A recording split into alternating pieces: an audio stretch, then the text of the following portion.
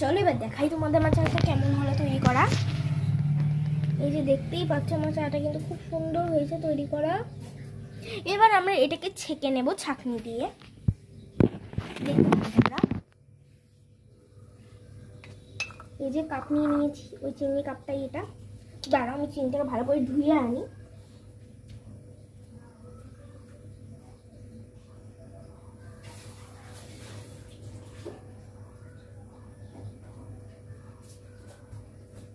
তো এই যে আমরা কিন্তু কাপটাকে সুন্দর করে ধুয়ে এনেছি।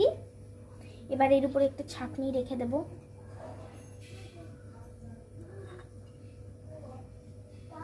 রেখে দেওয়ার পর এখন আমরা একটু চাটাকে ছেঁকে নেবো। চামচটা সরিয়ে দেবো, না চামচটা পড়ে যেতে পারে।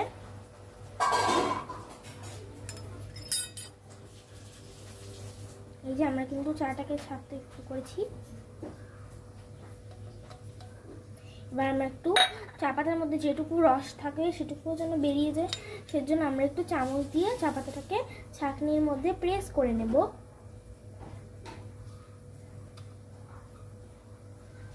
এই যে আমাদের কিন্তু চা হয়ে গেছে। এবার তোমাদের আমি লুকটা দেখাবো কিরকম হয়েছে আমার চাটা। এই দেখতে পাচ্ছ চায়ের কালারটা সুন্দর হয়েছে কিন্তু চায়ের কালারটা আমার।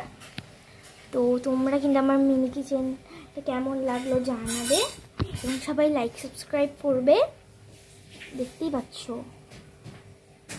খুব সুন্দর হয়েছে কালারটা আমার চায়ের, তাই না? চায়ের কালারটা কেমন লাগলো সবাই জানাবে। এই যে আমার চায়ের কালার। এখন